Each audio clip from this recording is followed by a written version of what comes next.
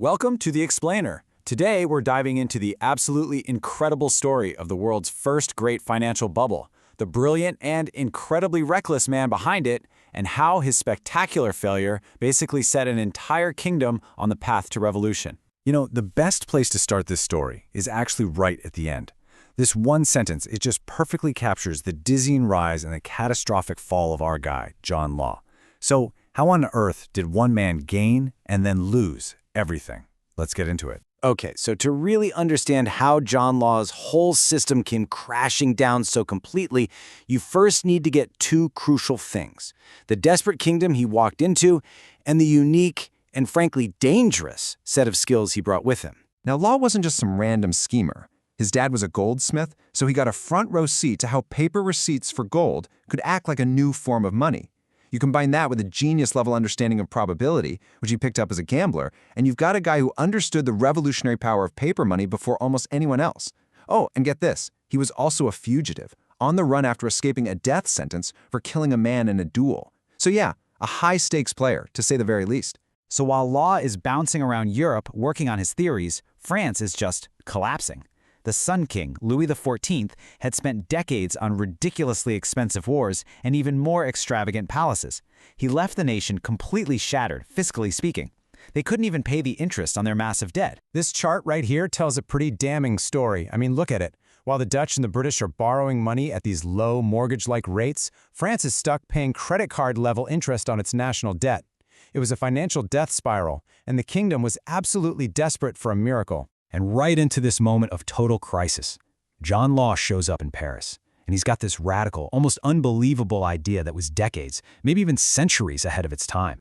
So, at the time, pretty much everyone believed in this thing called mercantilism. The idea was simple. A country's wealth was just how much gold and silver it had piled up in a vault somewhere. Law's theory was a direct attack on this.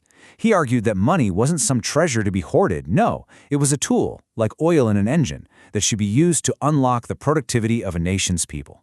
And make no mistake, this wasn't just some gambler's wild hunch.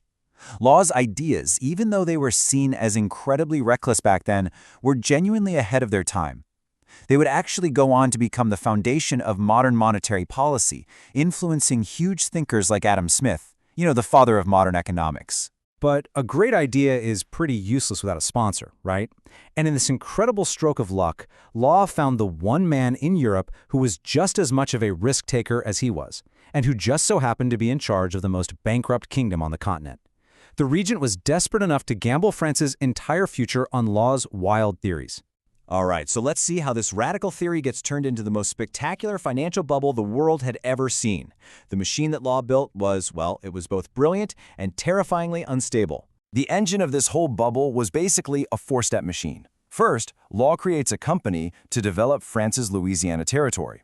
Then, and this is the genius part, he lets people buy stock in his company using their nearly worthless government bonds. Boom, the government's books look cleaner.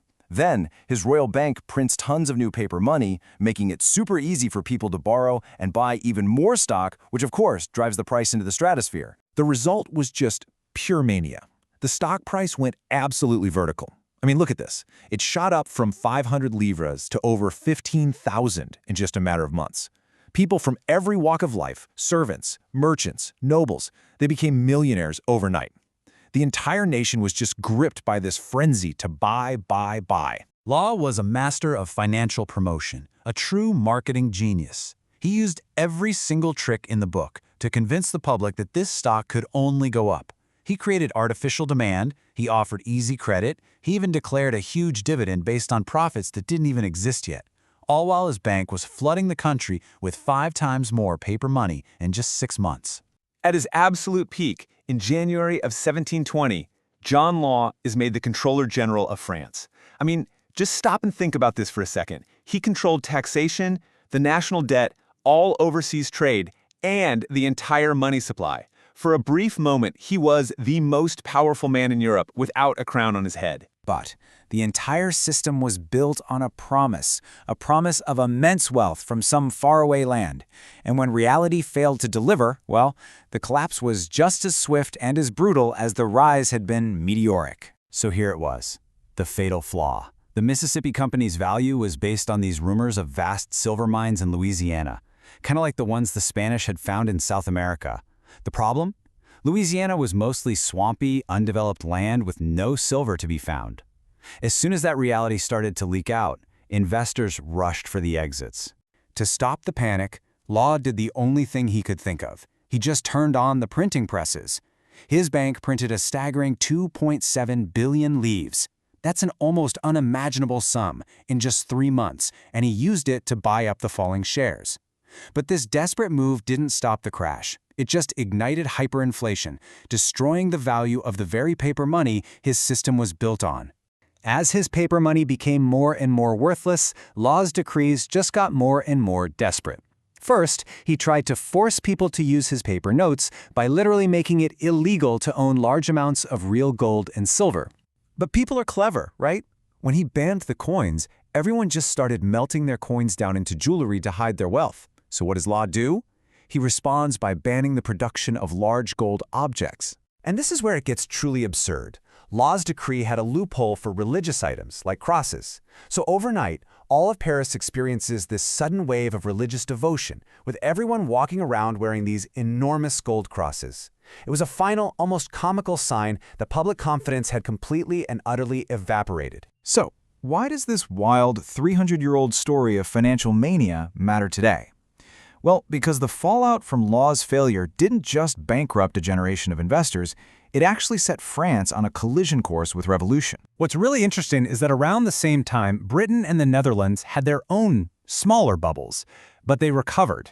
Britain even managed to reduce its national debt in the process. France, though, France was uniquely devastated. The collapse created this deep, lasting national trauma around the very ideas of banking, paper money, and stock markets. So what made the damage in France so unique and so lasting? Well, the bubble hit everyone because it was tied to the nation's currency. But the real problem, the fatal problem, was that it all happened in a political vacuum. In an absolute monarchy, there were no checks, no balances to stop the regent and law. This failure locked the French state into a debt spiral that, 70 years later, would lead directly to the steps of the guillotine. In the end, John Law's story leaves us with this timeless and pretty unsettling question. His economic ideas were, in a lot of ways, brilliant, but they were unleashed inside a broken political system that had zero guardrails. And it's a powerful lesson. Even the most dazzling innovation, without a foundation of accountability and trust, can become a truly terrifying instrument of ruin.